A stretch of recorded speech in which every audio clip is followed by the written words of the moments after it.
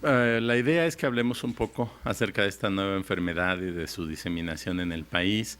Y yo quisiera anticipar que se maneje de la manera más sensata posible, porque no hay motivo para tener una condición de gran alarma social. Pero bueno, ¿qué es la enfermedad por el virus del Zika? Es una infección provocada por la picadura de un mosquito, del mosquito Aedes aegypti, que llegó a América hace poco tiempo, al parecer proveniente de la Polinesia. Se trata originalmente de un virus que apareció por allá de 1947 en algunos simios en Uganda. Como unos 5 años después se diseminó hacia los humanos, empezaron a aparecer casos en humanos y hubo durante algún tiempo enfermedad reconocible en países de África, básicamente Uganda y Tanzania. Y con el tiempo apareció en el sudeste asiático, apareció en la Polinesia francesa, donde en 2007 se documentó un brote. Estamos hablando de pocos casos que se conocieron, se publicó en una prestigiosa revista médica la experiencia de Polinesia, de como 185 casos que fueron estudiados y que fueron los que permitieron saber que ya estaba presente fuera de África esta enfermedad, y hasta después apareció en América. En 2013 empezó a documentarse un aumento de la frecuencia de la infección por virus del Zika en Brasil, y el año pasado se identificó que además de reportarse casos de enfermedad por virus de Zika, también se había incrementado el reporte de nacimientos con microcefalia. Este último evento causó gran alarma a nivel mundial, pero quiero que quede bien claro, lo que se dice es cada vez hay más personas que se supone que tienen esta infección, y ha habido más informes de casos de niños con microcefalia, pero no existe una evidencia de que la mujer que fue picada durante el embarazo tuvo microcefalia. Se cree que, dado que coexisten, pudiera haber una relación entre los dos eventos. Esto es algo que todavía se tiene que estudiar. En semanas, meses recientes han estado apareciendo más trabajos y más informes académicos que hablan de esta enfermedad. En general se trata de una enfermedad muy leve. Básicamente se presenta fiebre que no es muy elevada, una erupción en la piel, y puede acompañarse de otras expresiones como ataque al estado general, dolor de las articulaciones, postración, que son síntomas muy similares a otras enfermedades que estamos teniendo de manera concomitante, como es el caso del dengue y la que recientemente había llamado la atención, que es la infección por chikungunya. El virus del Zika es transmitido exactamente por el mismo mosco que transmite el dengue y que transmite el chikungunya. Entonces tenemos que coexisten estas enfermedades en la comunidad. Lo que se ha notado es que primero empieza a diseminarse el virus del chikungunya y después empieza a diseminarse el virus del Zika. No se sabe por qué, no tenemos una explicación a cuál es la razón de la secuencia, pero al final hay una coexistencia y el mosco está picando y transmitiendo todos estos virus de la misma manera en el domicilio. El mosquito, el Aedes aegypti, y uno relacionado, que es el Aedes albopictus, que está más diseminado en América que el aegypti, han estado desde hace mucho tiempo participando en la transmisión de diferentes virus, más remotamente el de la fiebre amarilla y hoy los que les estoy comentando. Pero es un mosquito que dejó de vivir en los árboles y se adaptó a vivir en las mismas viviendas de los seres humanos hace ya mucho tiempo. Entonces, esto nos da una diferencia en la posibilidad de transmisión de las enfermedades, dado que si está viviendo al interior de la casa, de las familias, puede estar picando a los miembros de las familias, y en caso de que alguno adquiera la infección, se la puede transmitir a otros miembros de la familia.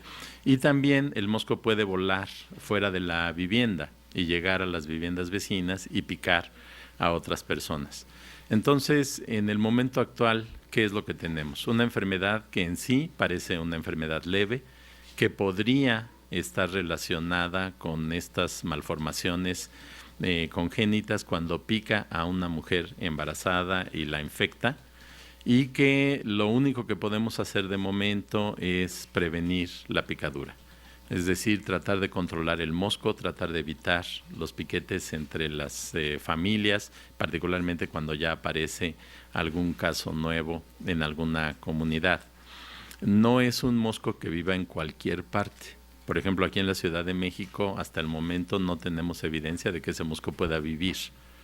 No hay transmisión en zonas altas como la Ciudad de México, ni de dengue, ni de chikungunya, ni de Zika.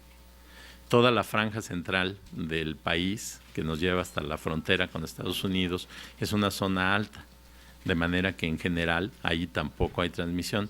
Cuando llega a aparecer algún caso es porque fue a una de las zonas más bajas y que pudo haber sido infectada la persona en las costas o en general en una altitud inferior a los 1800 metros.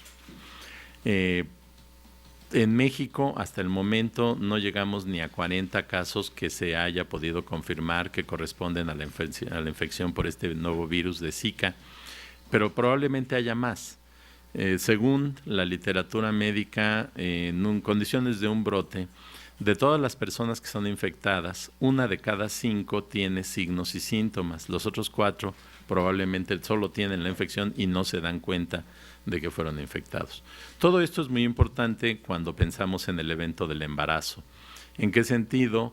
No sabemos realmente si el piquete por el mosco debe de darse en algún momento específico del embarazo para que pudiera haber una consecuencia. Médicamente nosotros podemos suponer que sí. ¿A qué me refiero? El sistema nervioso del bebé se desarrolla entre la 4ª y la 8ª semana de gestación. Ese es el momento crítico, ahí es cuando medicamentos, ahí es cuando otros contagios han afectado a los bebés y después hasta el momento del nacimiento nos damos cuenta de qué fue lo que sucedió. Este pudiera ser el caso, que si no se da la picadura y la infección durante esa etapa crítica del embarazo, pues no importa ya después que una mujer embarazada fuera picada por el mosco. Yo creería que se trata de algo así en caso de que fuera cierta la relación que hay entre la infección y la microcefalia. Ahora, la microcefalia es un problema que puede tener diferentes grados. No cualquier caso es igual a otro. Hay ocasiones en las que la afectación es tan severa que el bebé puede sobrevivir realmente muy poco tiempo después de haber nacido, y hay casos de personas que pueden vivir una vida plena y tener una inteligencia normal y una capacidad normal de desarrollo de su vida. Es decir, no podemos etiquetar esto como un desastre que no tiene puerta de salida. A lo mejor estoy siendo un poco desordenado, pero tal vez para terminar, decirles que si bien se puede hacer el diagnóstico, no es muy sencillo, se necesita una prueba especializada. Ustedes tal vez hayan oído hablar de las pruebas de PCR, que no en cualquier parte se pueden hacer, no en cualquier momento se pueden hacer, y que son las que nos confirmarían la presencia del virus. Para el caso de Zika, ya existe la posibilidad de hacer diagnóstico a través de suero. Se toma una muestra de sangre y se buscan anticuerpos. Parece que da reacciones cruzadas contra otras, especialmente el dengue, pero nos da una idea de que en condiciones de un brote, pues ahí está presente este virus. No es extremadamente importante confirmar la infección por Zika, quizás solamente cuando hubiera la posibilidad de que la mujer tenga un embarazo, pero si se trata de hombres, niños o cualquier otro miembro de la familia, ni siquiera es necesario pensar en que se deba de hacer la prueba. La enfermedad va a desaparecer pronto. El tratamiento específico no existe, solamente se recomienda que las personas tomen acetaminofén o paracetamol, no sé cómo lo conozcan, pero es el mismo medicamento, que es para controlar la fiebre y controlar el dolor. Se recomienda que no se tome aspirina, porque la aspirina puede llegar a relacionarse con algunas formas de sangrado. Y pues también se recomienda que haya nada más vigilancia en caso de que se agraven los signos y síntomas, pues volver con el médico para que les dé una opinión acerca de la evolución que está teniendo. En la literatura se menciona que pudiera haber alguna complicación como lo que se llama síndrome de Guillain-Barré, que aparentemente también podría resolverse, pero que requiere un poco más de cuidados. Finalmente, no existe una vacuna. En este momento no tenemos posibilidades de prevenir realmente la infección. Parece que en el caso de Zika no sería técnicamente muy difícil desarrollar una vacuna, pero el problema es de carácter económico. Los grandes laboratorios y los productores de vacunas pues necesitan que sea un negocio razonablemente bueno el desarrollo de la vacuna para poder dedicarse a ella, y si no hay la posibilidad de recuperación económica, pues no hay incentivos para el desarrollo. Entonces es este tipo de problemas que padece la gente muy pobre y que pues no tienen muchos recursos económicos para garantizar un buen mercado para la vacunación. Entonces no sabemos si hubiera un horizonte de aparición de una nueva vacuna y que pudiera ayudarnos a controlar la diseminación de la enfermedad.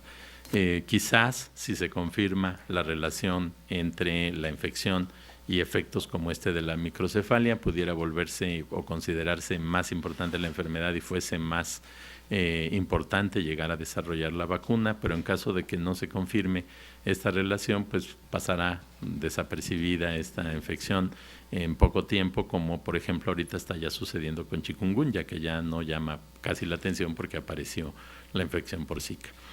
Si quieren ustedes hacer preguntas, con mucho gusto estoy a sus órdenes. Tenemos a Rocío Méndez, por favor, de MBS. Por favor. Gracias, doctora. ¿Cómo está? ¿Qué tal, Rocío?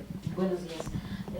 Perdón también por el desorden de las preguntas, pero en ese tenor, después del lanzamiento que hizo la Organización Mundial de la Salud, de considerar a esta situación como una emergencia sanitaria, desde su punto de vista, desde su conocimiento, ¿cuál es la recomendación que haría el gobierno mexicano para poder asumir este llamado de alerta que se hace a nivel internacional? Dos, ¿cuál sería? Ya les aclaró que en el caso de las zonas altas, como la Ciudad de México, no habrá ningún tipo de complicación. Sin embargo, hablando de la región en general y de México en particular, ¿cuáles serían las recomendaciones, por ejemplo, en el manejo de espacios abiertos y de poblaciones amplias, ¿no? Pensando incluso en las escolares, ¿no? Pensando que Río, por ejemplo, va a tener en cuestión de meses una reunión mundial de deportes, etcétera, ¿no? Y tercero, ¿cuál sería eminentemente, reitérenos por favor, la recomendación para la familia que nos está escuchando? Identificar qué tipo de síntomas que puedan significar un problema grave para que efectivamente pueda uno llamar a la puerta de los servicios de salud. Y dos, y ya por último, ¿cuánto estiman, por lo menos desde los conocimientos y tareas que desarrolla la UNAM, que podría tardar con mayor certidumbre al respecto de la vinculación de la microcefalia con la picadura de este mosquito? Gracias. Bueno, a ver, vamos por orden. La relación, el impacto para México de la declaratoria de la OMS, yo creo que no cambia en mucho las cosas. Yo he estado escuchando declaraciones, particularmente del subsecretario Curi, que es quien contiende con este tipo de problemas en la Secretaría de Salud, y los preparativos para recibir, digamos, este problema de salud ya se han venido tomando. Básicamente consisten en enfatizar las medidas de control de los mosquitos en las zonas donde sabemos que hay grandes poblaciones y gran frecuencia de picaduras, que no es en todo el país. Parece que hay zonas, digamos, que son más propicias para la transmisión de y, como decía hace rato, de los demás virus que están relacionados con la picadura por exactamente el mismo mosquito. Entonces yo creo que en México pues ya se han ido tomando las maniobras. No creo que tenga un impacto especial la declaratoria de la OMS. Yo creo que más bien la OMS está también respondiendo a presiones internacionales para poder hacer esta declaratoria. ¿A qué me refiero? Fue considerada como omisa la propia organización cuando tuvimos el brote de ébola el año pasado, y entonces se decía que debieron haber actuado con mayor celeridad y propiciado mayor actividad en términos del control, y entonces tal vez ahora son más sensibles y se anticipan y dicen prepárense porque esto puede ser un problema. Pero por ejemplo, El Salvador ya sugirió a sus mujeres no embarazarse en 2 años. Mire, en el 2009, cuando apareció el virus de la influenza, en Egipto decidieron ejecutar a todos los cerdos, porque se decía que era una epidemia porcina. O sea, el actuar de manera irracional no quiere decir que haya que copiar, ¿no? Yo creo que esto de decir no se embaracen, pues igual es bueno en el sentido de que se controle el crecimiento poblacional, pero no en el sentido de que se prevenga la microcefalia de una manera muy enfática. Ahora, no todos los países tienen iguales situaciones. El Salvador en Centroamérica y todos los países de Centroamérica sí tienen alta frecuencia de picaduras y de enfermedades relacionadas con los mosquitos porque son países tropicales y son áreas tropicales como las que nosotros también tenemos en el sur, en Chiapas, en Tabasco, donde sabemos que prevalecen este tipo de problemas. Pero yo creo que decir en este momento que no se embaracen las mujeres pues no tiene un fundamento en sí mismo en la infección y en lo que sabemos acerca de la infección. Entonces yo creo que el gobierno mexicano está, perdón, no quiero ser grosero, pero está mucho mejor preparado que otros gobiernos nacionales para entender de manera serena y racional qué es lo que estamos enfrentando y tomar medidas adecuadas, que como le digo, básicamente tienen que ver con el control de las picaduras. Ahora, en las zonas turísticas, costeras, no es lo mismo estar en un hotel en la orilla del mar que vivir en una de las casas de los habitantes de esas zonas, particularmente la gente más pobre, donde no tienen protección en las ventanas, donde no tienen otro tipo de condiciones de prevención. Si ustedes visitan estos lugares se darán cuenta que para la gente es como normal que los piquen los moscos y ni siquiera se preocupan, están en estas viviendas de ellos platicando, los moscos andan por ahí volando y como que no les interesa a veces tomar medidas especiales de protección. Este es un problema cultural que debemos de abordar y debemos de enfrentar. A veces es muy difícil.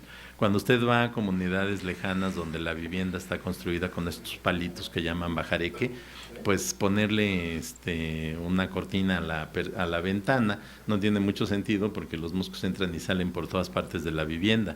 Entonces tenemos que pensar en que algún día la gente tenga mejores viviendas, tome precauciones, utilice repelentes y sobre todo en la noche se utilicen pabellones para protegerse de las picaduras. Las recomendaciones internacionales es que se pongan ropa que les cubra brazos y piernas, pues duerman en una casa de estas con la temperatura que prevalece allí y pues resulta muy difícil pensar que se pone una pijama que le va a cubrir todo el cuerpo, ¿no? Pero sí tener los pabellones es una buena alternativa. Incluso los pabellones se pueden impregnar con insecticidas para que el mosco que se para en el pabellón también muera, no solo no pique, sino muera, y se intensifiquen las fumigaciones en las viviendas y en las comunidades. Eso es lo que creo que podemos ahora hacer, que puede ser importante, que puede ayudar, y no solo para controlar el Zika, porque entonces también va a controlar el dengue y va a controlar el chikungunya, y vamos a tener un efecto benéfico sobre la salud en general. Entonces creo que México no tiene razón ahorita para alarma. Lo que ha dicho la Secretaría de Salud, no llegan a 40 los casos que se han confirmado. Entonces, básicamente en una zona del sur del país se va a diseminar, seguramente va a subir por las costas y va a aparecer en otras comunidades, pero creo yo que en este momento lo que se puede y se debe de hacer sí se está haciendo ya en México. Y pues es también recabar información y notificar acerca de qué es lo que pudiera estar sucediendo. En las próximas semanas seguramente vamos a tener más información sobre qué tan cierta es la relación con la microcefalia y si existen o no momentos durante el embarazo que sean críticos para la picadura, que luego no creo que sea en todos lados. Y ya cuando nos vamos a los lugares abiertos, mire las fumigaciones que se van a hacer seguramente en Río y en los lugares donde se va a reunir la gente, van a disminuir las poblaciones de mosquitos. ¿Los niños pueden ir a la escuela sin ningún tipo de...? Yo creo que no podríamos detener a la sociedad ante el temor que existe en este momento, porque es más mediático que real. En todo caso, un niño si recibe una picadura y se infecta, le va a ir menos mal que si le da dengue. Entonces, pues si ha ido a la escuela y con el riesgo de contraer dengue, pues ¿por qué no habría de ir ahora a la escuela, aunque hubiera el riesgo de infección por Zika? Resaltar que es leve, no mortal. Es una enfermedad bastante leve. Se desarrolla entre unos 3 o 4 días hasta 8 días después de la picadura, o sea, es decir, tarda como una semana en aparecer. Después los signos y síntomas están presentes por pocos días, aunque el virus permanezca en la sangre y la persona a lo mejor podría ser también contagiosa varios días después de que la enfermedad incluso desaparezca. Pero en general el momento real de riesgo para contagiar a otros es cuando la persona, es poco antes de que la persona sepa que está enferma, lo cual es un problema, porque se empiezan a sentir mal, si los pica el mosco en ese momento transmiten y después ya se ponen mal, ya para cuando se ponen mal ya se diseminó la infección, y así es para prácticamente todas las infecciones. Entonces hay que tener cuidado, hay que alertar a las poblaciones de las zonas donde sabemos que puede aparecer esta infección y hay que enfrentarlo con serenidad, con las decisiones correctas, sin alarma. Doctor. Gracias, buenos días. Doctor, entonces, ante este anuncio que hizo la Organización Mundial de la Salud, desde su perspectiva, exageraron por, digamos, su mala experiencia anterior, y qué habría que pedirle al gobierno mexicano para combatir esto que dijo usted muy al principio de su exposición, que no hay motivo de una alarma social. Gracias. Bueno, mire, yo no quisiera usar la palabra exageraron, porque o los acusan de lentos o los acusan de exagerados. Yo creo que está bien que se le dé importancia al problema, que es imposible ya en estas épocas de comunicación tan rápida mundial, quedarse impávidos ante una noticia. Es mejor que digan, está bien, es una enfermedad, puede ser importante, vale la pena estudiarla, vale la pena tratar de tomar medidas adecuadas para su control. Entonces yo no calificaría tanto así la decisión de la OMS. Sus implicaciones para México, como le decía, pues yo creo que ya han sido anticipadas, ya se sabía que iba a llegar, llegó, ya se sabe dónde está, se están haciendo acciones para tratar de documentar en qué consiste la presencia de Zika y cuáles son sus consecuencias. En todo caso, pues lo que deberíamos de abrir es las vías de comunicación, hacerlas permanentes, hacerlas fluidas, tener una buena estrategia de comunicación de riesgos a lo largo y ancho del país.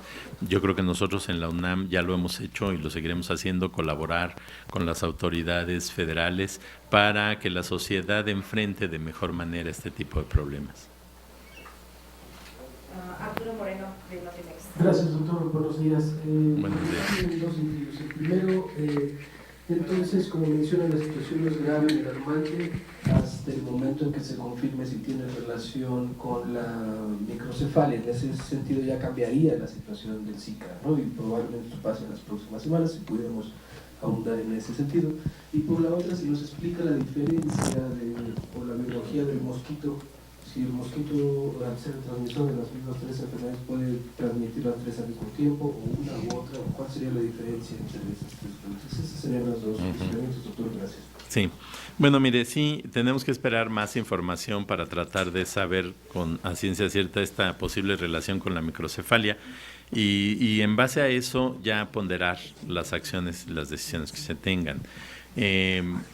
Si encontráramos evidencia de que efectivamente la picadura puede llevar a esta condición, a lo mejor habría que tener precaución, como decía yo hace rato, en términos de una mujer embarazada que se cuide especialmente de no contraer la enfermedad, o a lo mejor que se tome la decisión de que evite el embarazo, como se dice acá en El Salvador, pero como una decisión de las personas, con conciencia de lo que está sucediendo, no como una especie de prohibición o como algo de carácter alarmista. Ahora bien, en algunos momentos se van a discutir, no sé en México si esto va a suceder, la posibilidad de terminar el embarazo, cuando se pudiera documentar que ocurrió la infección. Bueno, eso ya será motivo de otra discusión, el tema es álgido, pero es una opción y nada más estaría relacionado con la presentación de la enfermedad durante el embarazo. Para el resto de la población no sería aplicable. Y perdón, la segunda, la biología del mosco. Mire, este mosquito, como decía yo al principio, se adaptó a las viviendas humanas desde hace mucho tiempo. Entonces encontramos, particularmente en depósitos de agua, que es el sitio donde los moscos ponen sus huevos, que es donde crecen las larvas y eventualmente surgen los moscos. Entonces se han intentado desde hace muchos años lo que han llamado actividades de descacharrización, retirar latas, retirar recipientes, llantas, donde se pueden crear acúmulos de agua en el entorno de la vivienda y que es donde van a estar reproduciéndose los mosquitos y con eso limitar las poblaciones. Cuando se tienen depósitos de agua como una cisterna, se coloca una sustancia que destruye a las larvas que se conoce como abate y también se recomienda sellar el acceso a otros tipos de colecciones de agua, como es el caso de las fosas sépticas, que no tengan comunicación con el exterior para que no puedan estar entrando y saliendo las hembras del mosquito y poner los huevos. O sea, la enfermedad la transmiten los mosquitos hembra, porque pican para tomar sangre para alimentar a su descendencia y entonces ponen sus huevos y ya los huevos en el agua empiezan a crecer. Sabemos que el mismo mosco transmite las tres. Si puede transmitir las tres o más enfermedades al mismo tiempo, no estoy seguro que sepamos, pero posible, pues sí debe de ser, que el mosco esté picando constantemente y a veces encuentre un virus en un individuo, después otro virus y que de pronto coexistan. Yo no sé si pueden crecer al mismo tiempo dos diferentes virus en el interior de un mosquito para que cuando pique transmita las dos enfermedades, pero sí es seguro que el mismo mosco transmite todas. O sea, no hay casos clínicos registrados de una persona que presente dengue, zika y chikungunya al mismo tiempo. Sí, bueno, al mismo tiempo clínicamente no, pero evidencia de haber sido infectado por los virus sí.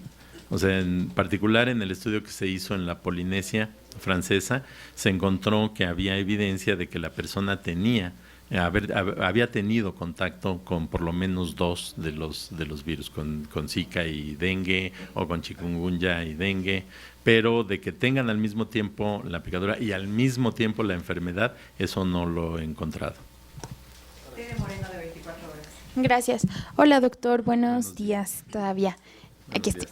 Mire, yo tengo, a mí me gustaría que me explicara, a ver si entendí bien. Entonces, digamos que el tema de esta enfermedad en realidad es la posible relación que podría tener con la microcefalia, ¿no? Entonces, si voy bien, y así me pudiera explicar, por favor, pues, ¿cuál es el problema con la microcefalia? O sea, ¿por qué le tenemos tanto miedo a esta enfermedad?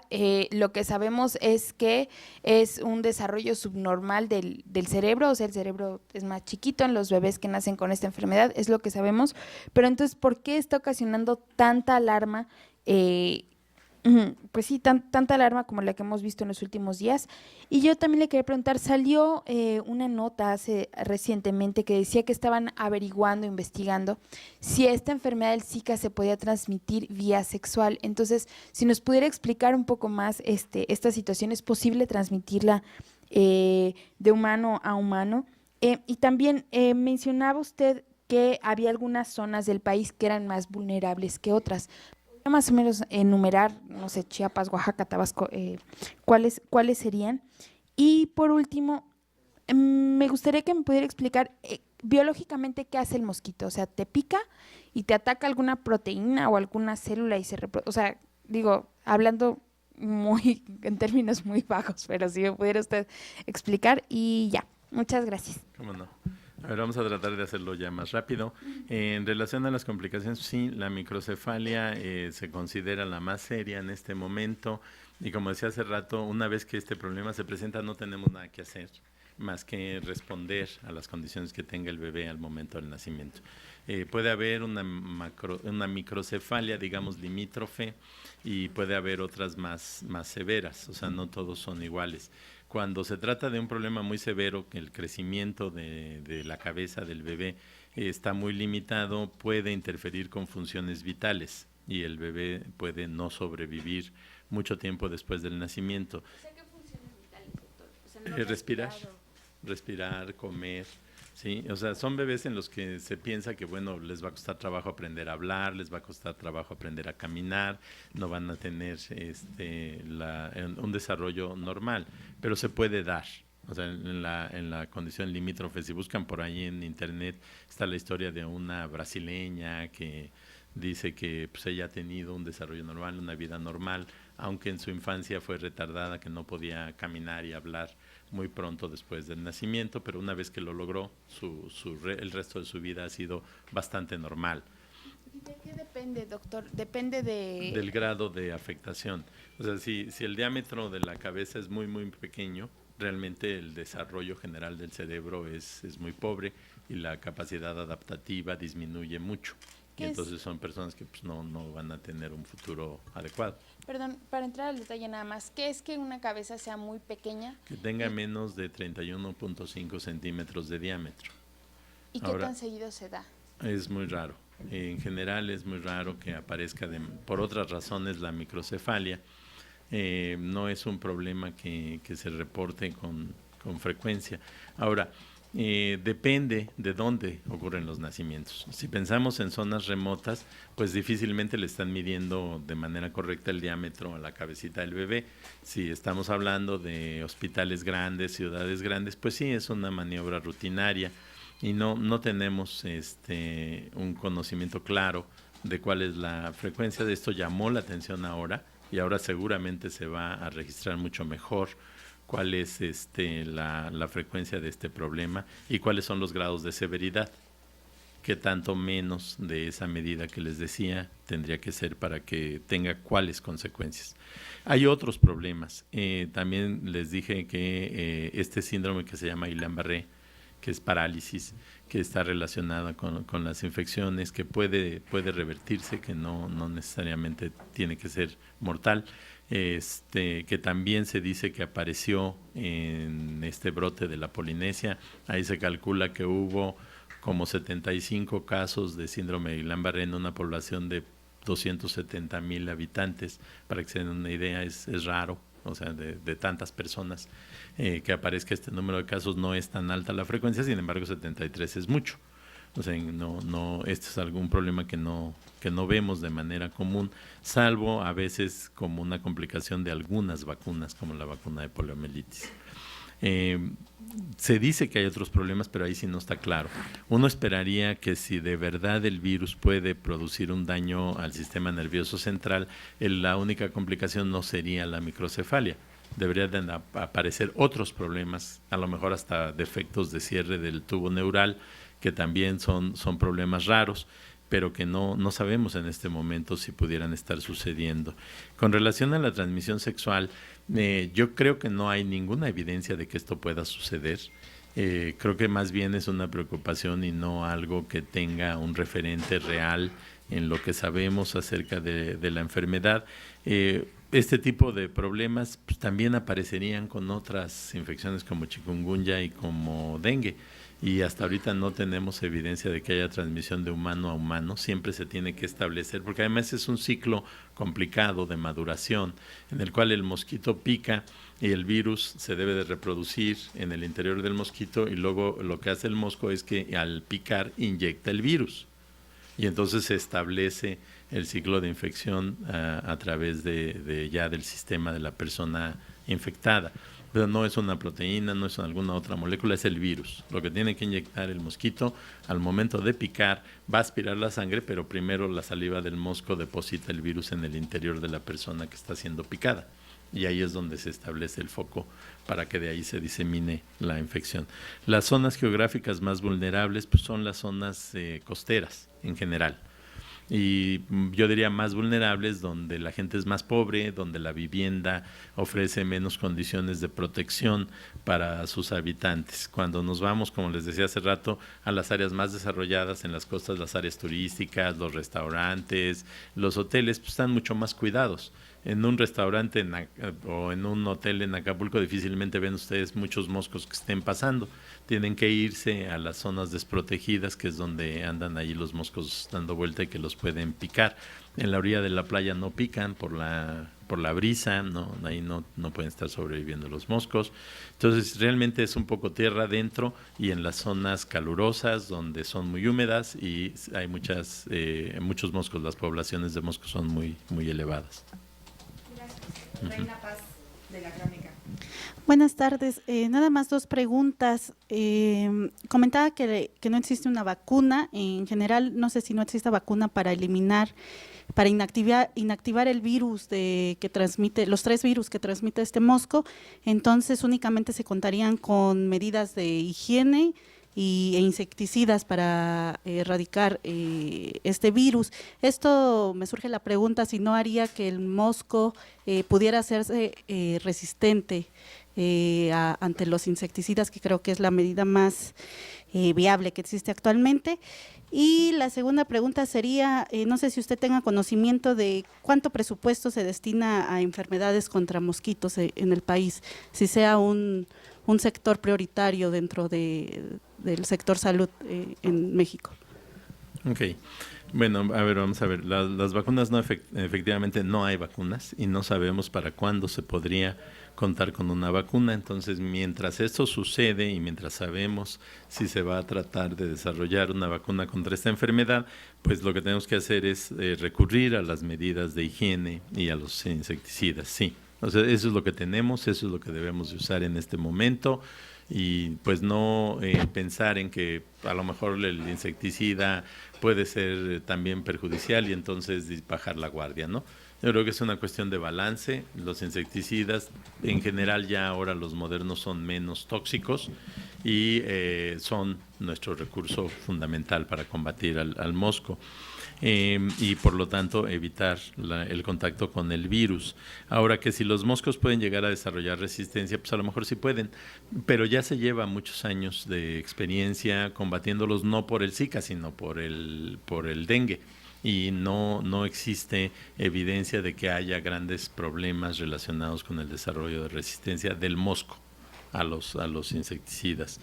Ahora, en el presupuesto, miren, si viéramos en términos panorámicos en relación a cuántos mexicanos mueren al año, cuál es el nivel de costos que tienen las incidencias y manejo de otros problemas como la diabetes, como la hipertensión, etcétera, pues realmente pinta muy poco, pesa muy poco. O sea, en el dengue tenemos muy pocos años de vida perdidos cada año por la enfermedad en comparación con lo que se pierde por otras. Entonces, necesariamente, a lo que yo quiero llegar es a decir que necesariamente la mayor parte del presupuesto va a la lucha contra la diabetes, a la lucha contra el cáncer, a la lucha contra todas estas otras enfermedades. Entonces, es relativamente bajo el presupuesto que se tiene para las acciones de control del mosquito. Entonces, tal vez este va a ser un buen pretexto para que se fortalezcan ese tipo de acciones, para que haya más recursos a nivel de las entidades federativas y de los municipios y se tenga un abordaje más enérgico del control de las poblaciones de moscos.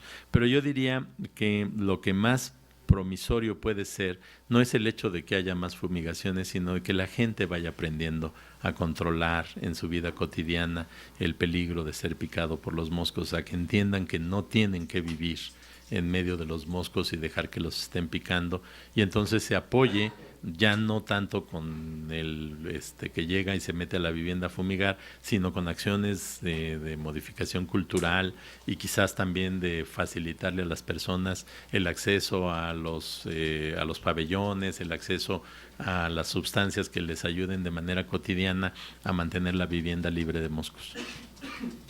Al Mariana Guerrero de Uno TV.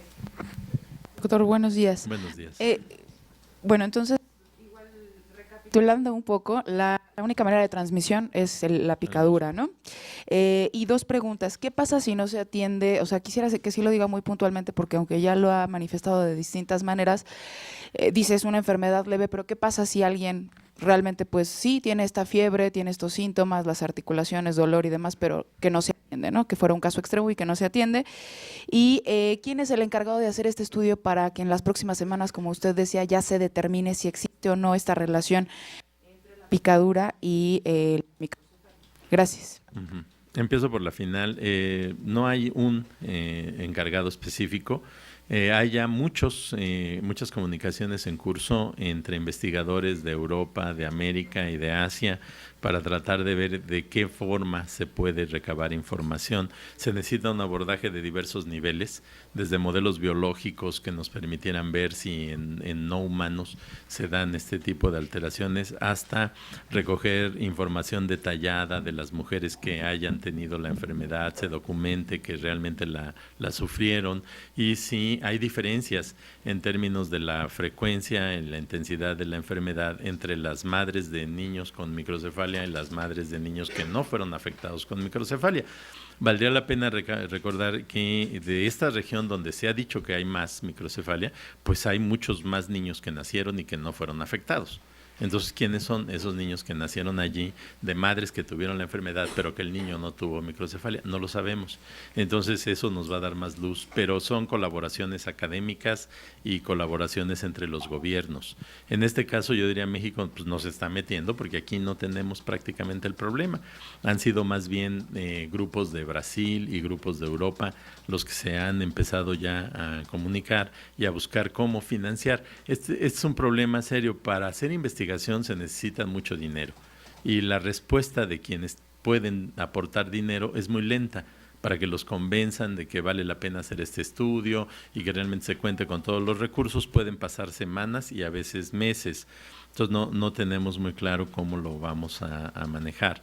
Y no hay una fecha específica de que digan para tal día, díganme si es cierto o no es cierto. No, eso no se puede establecer. Pero sí está en proceso, ya se va a generar.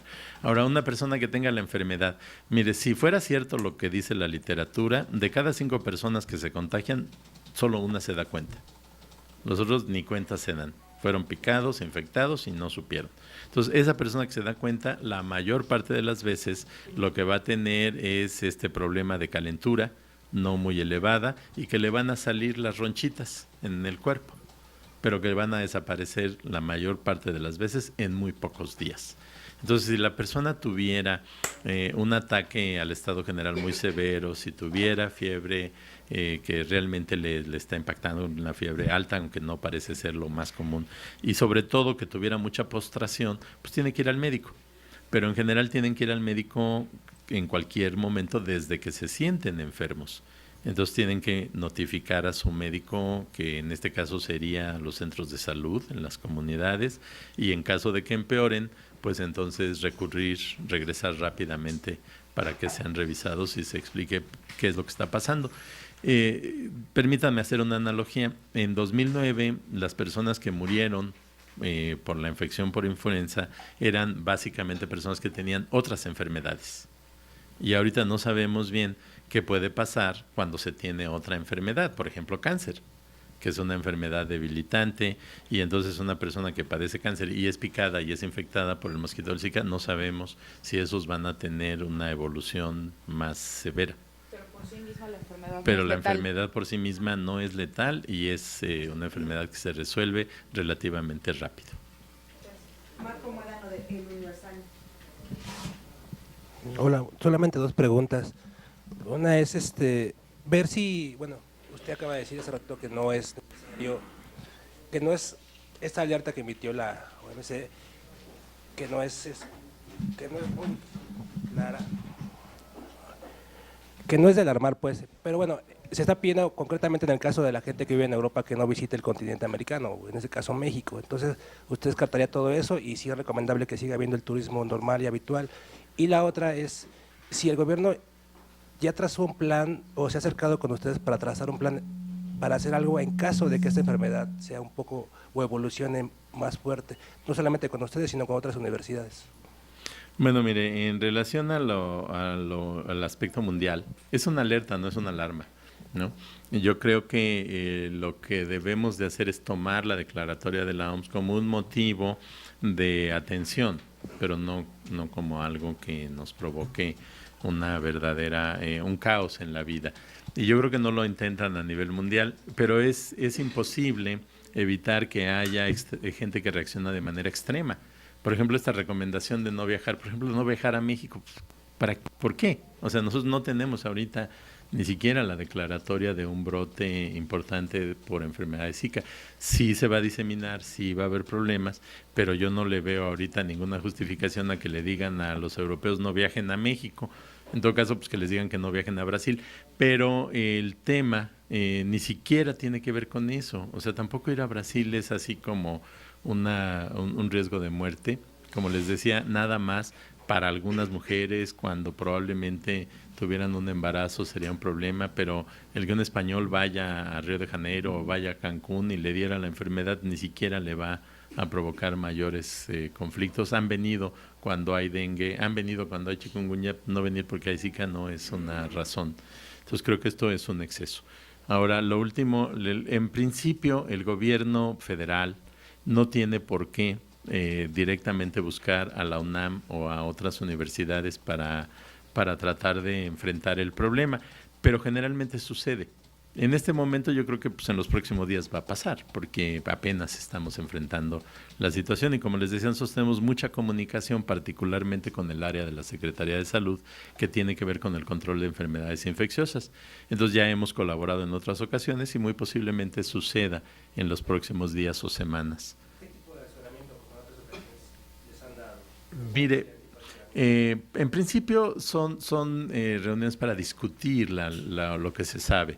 Evidentemente la información que existe hasta el momento en relación a Zika no se produjo en México, se produjo en otros países. Entonces lo que hacemos es recabar esa información, analizarla, discutirla.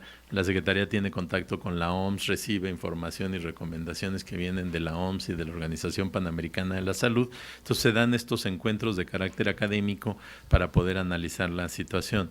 Y posteriormente, si fuera el caso, podemos colaborar en estudios de campo ya para tratar de recabar información sobre las personas que son infectadas, que enferman y cuál es la condición que tienen para poder dimensionar las acciones de control y de atención. Capital 21, Andrea Díaz.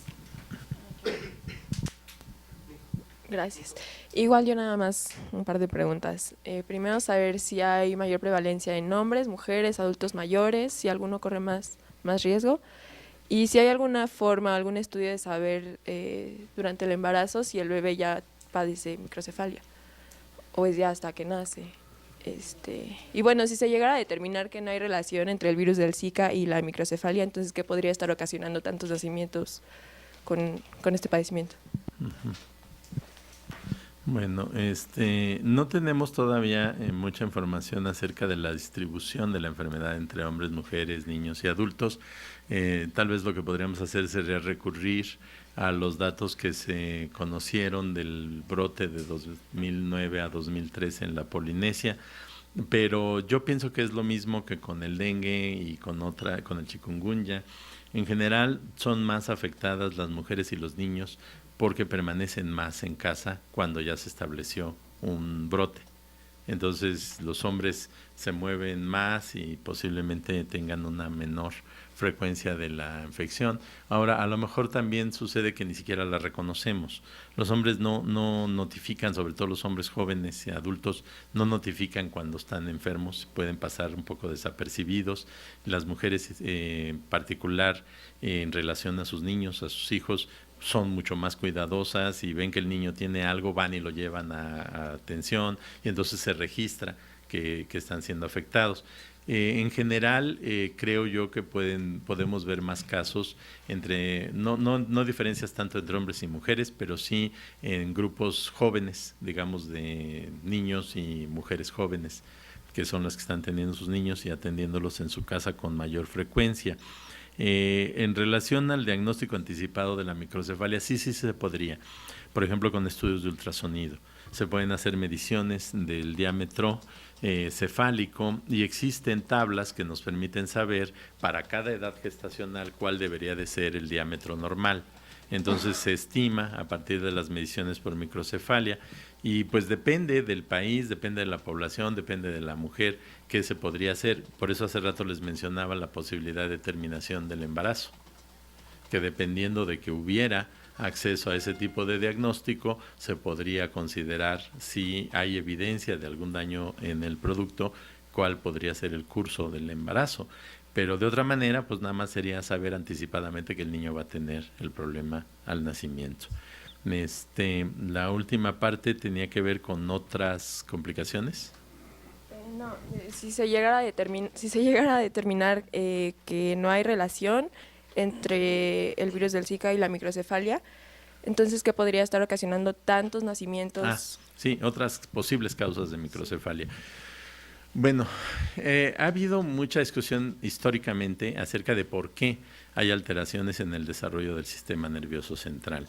Se han invocado deficiencias nutricionales, se ha invocado la exposición a diversos productos químicos y pues bueno, no tenemos muy claro una causa así que podamos decir esto provoca los problemas del sistema nervioso central, pero me voy a aventurar a ver si no me cuesta mi carrera académica, pero por ejemplo el uso desmedido de químicos para control de los moscos igual pudiera ser una de las razones de afectación de los bebés y no tanto la picadura y la enfermedad. No tenemos realmente ahorita información al respecto. Lo que alcancé a revisar, los expertos de OMS creen que sí es más o menos posible que la infección provoque la afectación, aunque sería el único virus de esta familia de virus que provocaría este tipo de enfermedades, ¿no? O sea, no hemos visto microcefalia con el dengue, no hemos visto microcefalia con chikungunya, no hemos visto microcefalia con otras infecciones de esta naturaleza, y pues es raro pensar que este sí y los demás no. Patricia Carranza de Récord. Nada más quiero que me confirme algo. Entonces, en México no se tiene registro de una relación de microcefalia con el virus del Zika, o no se ha llegado a esa... No, imposible, pues sí hay 37 casos y no son puras embarazadas, y si las hubiera no habrían nacido los bebés, entonces en México no tenemos ninguna información ahorita. ¿Esos 37 casos son de mayoría hombres? No estoy seguro, apenas hablaron de esto en la Secretaría de Salud, yo creo que son pues niños y mujeres y hombres, ¿no? De todo, no hay predominancia de un grupo, pero son muy poquitos. Entonces, si allí hubiera mujeres embarazadas, pues a lo mejor cuando nazcan sus bebés pudiera aparecer algo, pero en México estamos en una etapa muy inicial de la epidemia. ¿Alguien más desea hacer alguna pregunta? Sí, Cristian. Gracias. Solamente no me queda claro un poquito lo que usted le explicó, su teoría en específico dice que el uso desmedido de químicos para moscos pudiera ser la afectación de la cefalia. Pero que no se da en otros casos. Entonces, ¿cómo es su teoría? Pues sí, es más, me retracto si quiere, porque la verdad es pura especulación. O sea, lo único que se sabe es que en Brasil ha habido más enfermedad por virus de Zika, más gente enferma, y ha habido más reportes de microcefalia. Eso es lo único que se sabe, que antes había poquitos y ahora hay más. Entonces podría ser simplemente registro, podría ser que antes no lo notificaban y ahora sí lo notifiquen, podría ni siquiera ser un aumento de la frecuencia de la microcefalia. Realmente no hay explicación hasta el momento, no sabemos nada. Fue un poco por la pregunta de, ¿hay otras cosas que podrían dañar? Sí, sí las hay, pero no sabemos muy bien cuáles, y pudiera hacerse o pensarse en algún tipo de combinación de causas relacionadas con la afectación del sistema nervioso central. Gracias, doctor. ¿Podría compartir con nosotros algunas inquietudes que usted y sus colegas tengan al respecto de este tipo de infecciones, Zika, chikungunya, incluso el incremento del dengue que regresó en algunas regiones donde ya había sido erradicado? ¿Está esto vinculado con qué? ¿Con la pobreza, con el cambio climático? ¿Qué es lo que ustedes platican y podrían compartir con la audiencia? Mire, con la pobreza sí. O sea, cada vez tenemos concentraciones mayores de poblaciones en áreas donde es propicia la propagación de las enfermedades. Entonces, por decirle Cancún no existía y hoy va y recorre usted la zona donde vive la gente que trabaja para la industria turística y pues sus condiciones de vida son muy precarias y pues ahí hay mucha humedad, hay lagunas, hay mucha agua por todas partes y pues se vuelve un caldo de cultivo, llamémosle así, que es propicio para el desarrollo de este tipo de enfermedades. Parece que lo mismo está sucediendo en muchos lugares en el mundo, particularmente donde tenemos grandes urbes que pues se han rodeado de cinturones de miseria, ¿no? Ahora tenemos estas megaciudades en las que prevalecen condiciones de mucha pobreza, de mucha insalubridad y tenemos cada vez más personas ahí metidas viviendo, lo cual nos da una mayor densidad poblacional propicia para que estas cosas estén sucediendo en el mundo. Ahora, el cambio climático, pues sí, habría que discutir si es verdad que es lo que está sucediendo en los últimos 10, 20 o 30 años o los últimos 5,000 años, pero si hay mayor calentamiento en el planeta, si las temperaturas empiezan a variar importantemente, si la precipitación cambia en algunas zonas, pues sí se van a producir de nueva cuenta condiciones propicias para el desarrollo de estas enfermedades. Estas inundaciones y estas lluvias desmedidas que de pronto aparecen en las zonas tropicales, que es donde están viviendo este tipo de moscos, es donde pueden generar problemas. Si hubiera, por decirle en algún caso, alguna forma de afectación climática de Canadá o de la zona norte del continente, pues a lo mejor allí no, porque no son propicias esas áreas para la existencia y subsistencia de algunos de estos moscos. Sobreviven en ciertas zonas por clima y por humedad. Esas son las más afectadas y esas sí han sido también afectadas por las variaciones en las lluvias y en la temperatura. ¿Alguien más desea hacer alguna pregunta? Doctor, vamos a puntualizar nuevamente sobre el diagnóstico, la manera en la que la gente o las pruebas que puede hacerse para determinar si tiene o no la enfermedad. Mire, la manera en la que se puede saber que la persona tuvo o tiene infección por Zika es una prueba de PCR.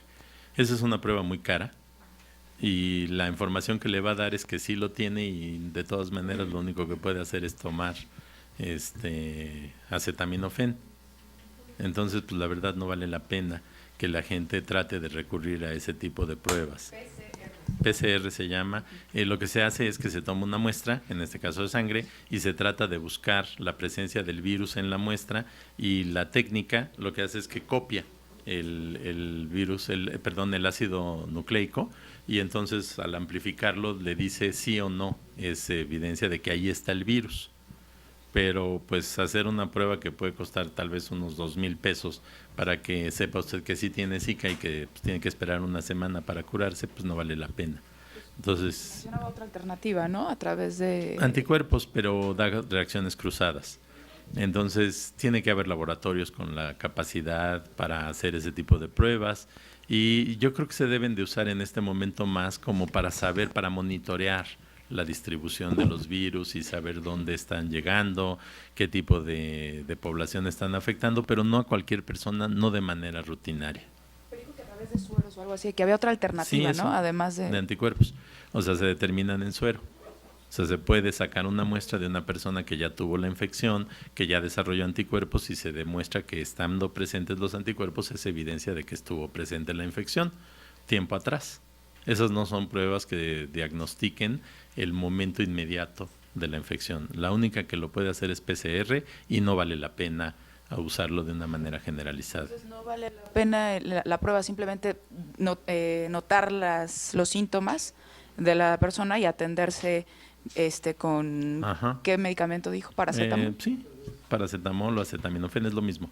Son dos nombres del mismo medicamento. Nada más lo que vale la pena es no tomar aspirina por el peligro de una hemorragia. ¿Cómo se va a hacer periplo? Es decir, se pica, recibe la picadura la persona, ¿cuánto tiempo se procesa y en cuánto se cura? 3 y 7 días después de la picadura, de recibir la infección, puede aparecer la enfermedad clínicamente. ¿Se recuperaría como en otro tiempo, en una semana? Gracias. Para hacer un comentario sobre el PCR. ¿esta prueba nada más se hace en laboratorios privados o No, el no. sector salud? No, existe. Nosotros tenemos aquí en la UNAM, los laboratorios de salud pública de la Secretaría de Salud tienen la capacidad de hacer pruebas de PCR, pero el problema, insisto, es que es una prueba muy costosa. Entonces, yo creo que no se puede ni se debe de usar de una manera generalizada.